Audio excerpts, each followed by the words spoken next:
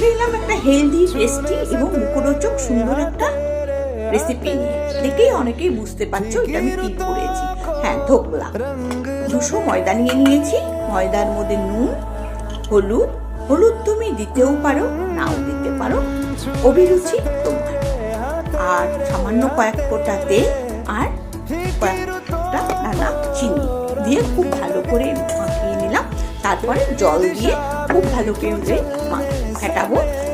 জল দিয়ে খুব ভালো করে ফিটিয়ে নেবে, যাতে এর মধ্যে কোনো দানা দানা জিনিসটা না থাকে। যেমন আমরা কেক বানাতে গেলে যেমন করে করি ঠিক তেমন। আর কোয়ালিটিটা দেখেছো আমি কিরকম পাতলা রেখেছি, সেই রকম রাখবে। তারপরে 10 থেকে 12 মিনিট একে ঢেকে রেখেছিলাম। এদিকে কড়াইতে জল দিয়ে বসিয়ে দিয়েছি। 10 থেকে 12 মিনিট পরে ফিরে এলাম।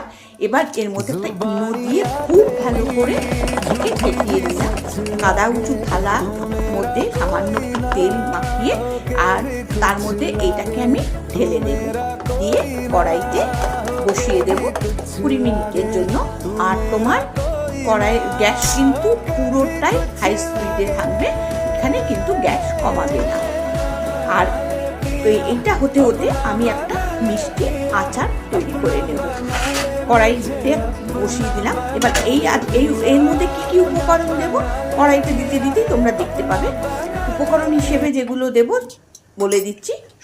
তেল গরমের পরে সর্ষে দিলাম, তারপরে কারি পাতা দিয়ে নাড়াচাড়া করার পরে বেশ কয়েকটা কাঁচা লঙ্কা দেব, দিয়ে নাড়াচাড়া করার পরে কফি কাপে 1 কাপ জল আমি এর মধ্যে দিয়ে দিলাম, দিয়ে ভালো করে ফুটিয়ে নিলাম।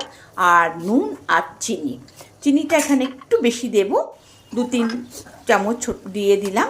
দেওয়ার পরে খুব ভালো করে দেখো কালারটা যখন এই রকম অবস্থা হবে, তখন নামানোর আগে অর্ধেক লেবু এর মধ্যে খুব ভালো করে চিপে দিয়ে দিলাম। টক টক মিষ্টি মিষ্টি এটা ঝাল ঝাল একটা চাটনি তৈরি করে নিলাম। চাটনিটা কিন্তু পুরো ঠান্ডা হতে হবে। আর এইদিকে দেখো আমার কিন্তু এইটা তৈরি হয়ে গেছে। একে নামিয়ে এবার আমি পিস পিস করে কেটে নিলাম। এদিকে কিন্তু চাটনিটা ঠান্ডা হলেই আমি এর মধ্যে ব্যবহার করতে পারবো। ওইদিকে আমার চাটনিটা যখন ঠান্ডা হয়ে গেছে, তখন আমি এর মধ্যে ওপর দিয়ে ছড়িয়ে দেব। এর মধ্যে আরেকটা চাটনি যায়, যেটা ধনে পাতার তৈরি, সেটা আমি কিন্তু এখানে আজকে ব্যবহার করিনি। তা আমার এই রেসিপিটা ভালো লাগলে অবশ্যই লাইক আর